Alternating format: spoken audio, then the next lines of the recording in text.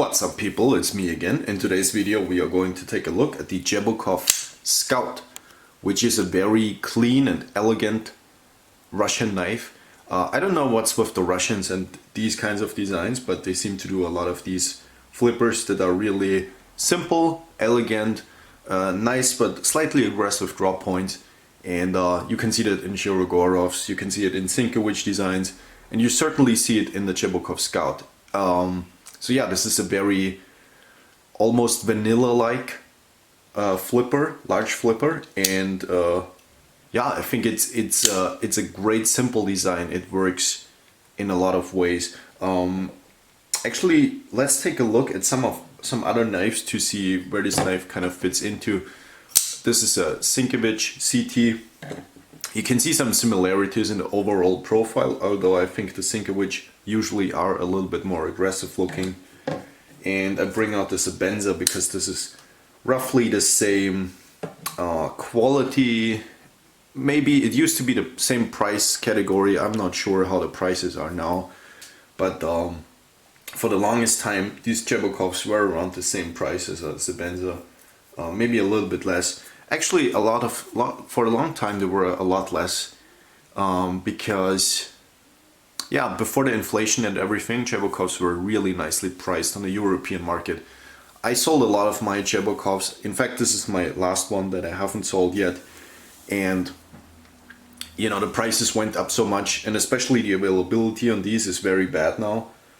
And you could get rid of a lot of these Cheburkovs for 100 or 200 euros more than what you bought it for. So the prices have been quite low before inflation and everything.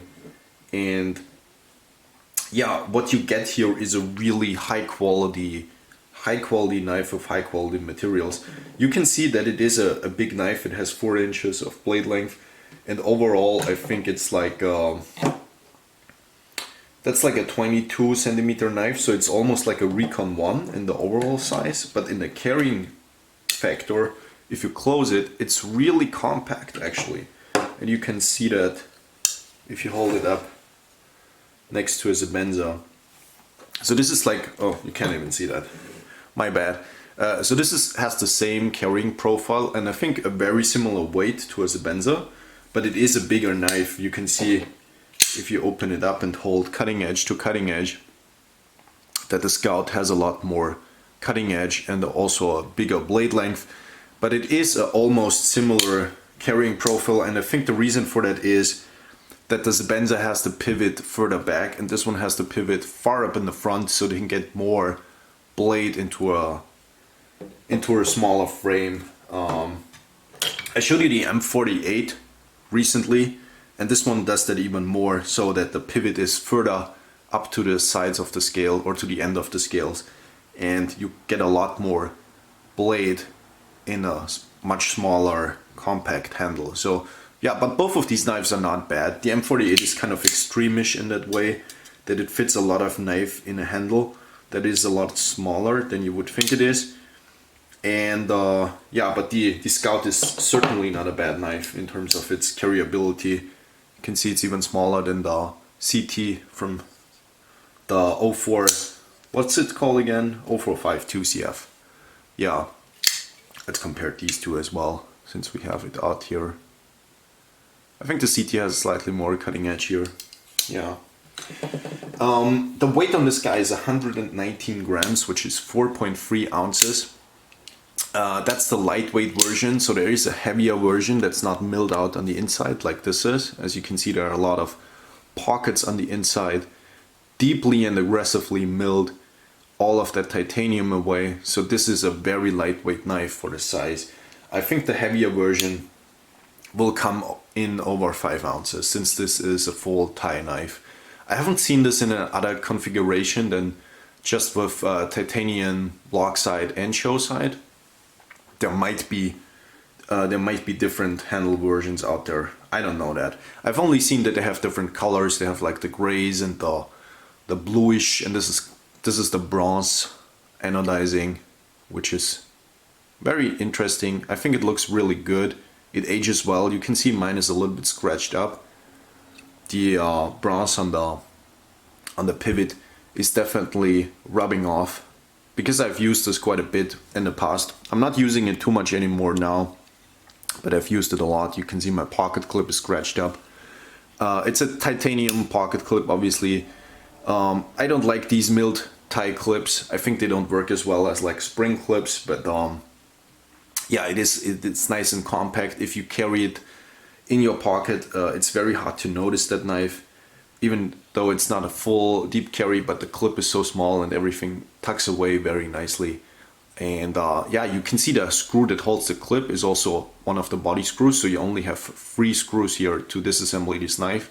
I think they're all T10, and this knife is really simple on the inside. Bearings are steel bearings, then you have the blade that sits very far in the front, like I said, to get more blade into a shorter handle.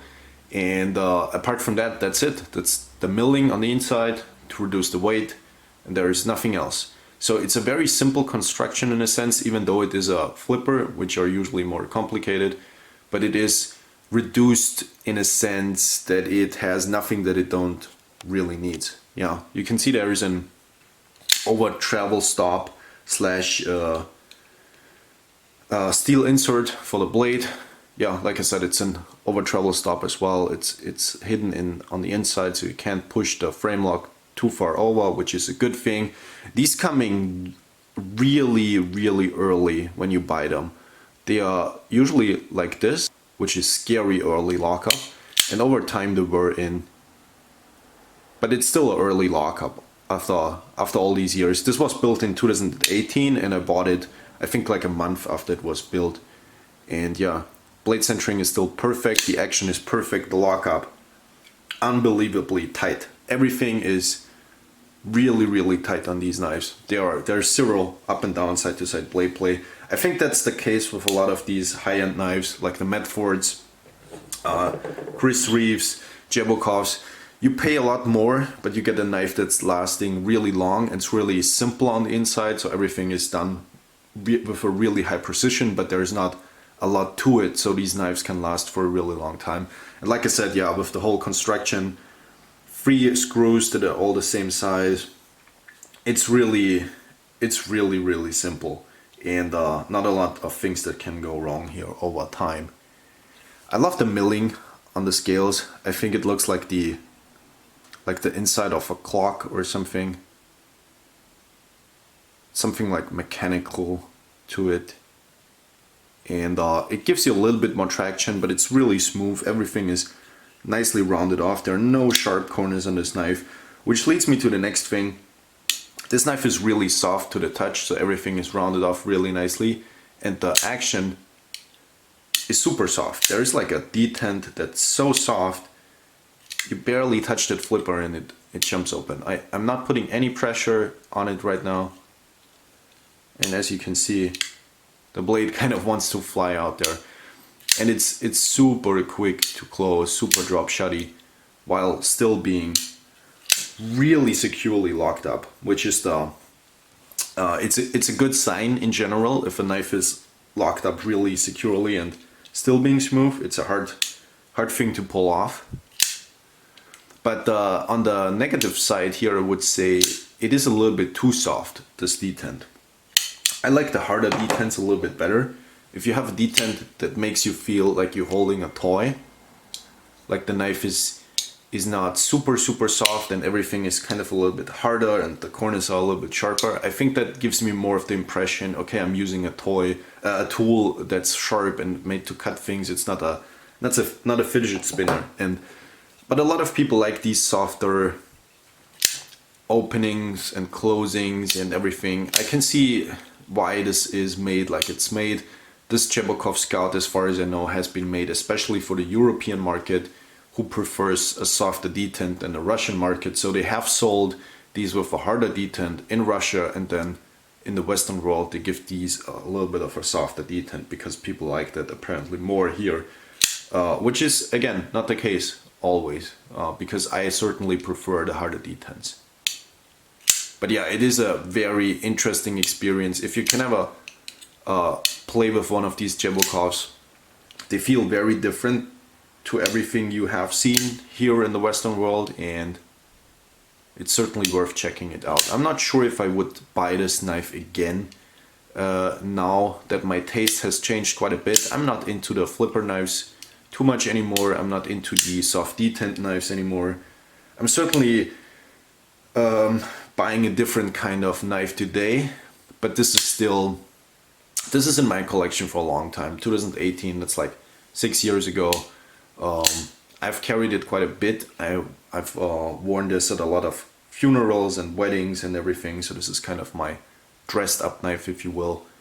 And yeah, I probably will keep this just for sentimental value, but I'm not sure if this is the knife for me personally still.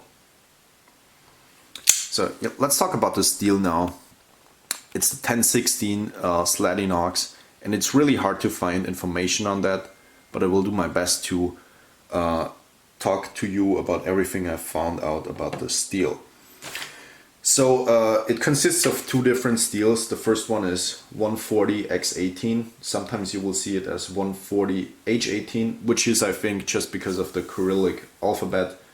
Both of these steels that make this Damascus are not on the Knife Steel app, which is why it's a little bit harder to find information on that stuff.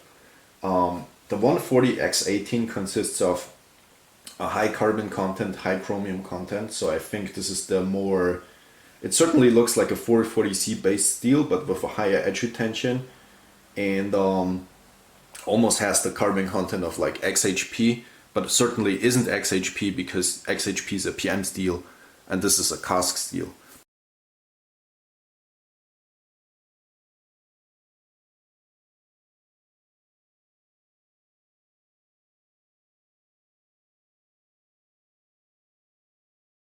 By the way, it's really hard to do stainless Damascus blades because you can't forge them like regular blades. These need to be pressed in a vacuum, I think, because you want to avoid the oxygen. It's a really complicated process. I think the Germans invented it and brought it over to Russia at some point. But yeah, this the second steel it consists of is the 60x14, which has a lower carbon content, still a lot of chromium, a little bit of molybdenum. It reminds me of like an Aus 8 in terms of its composition, but I don't know for sure.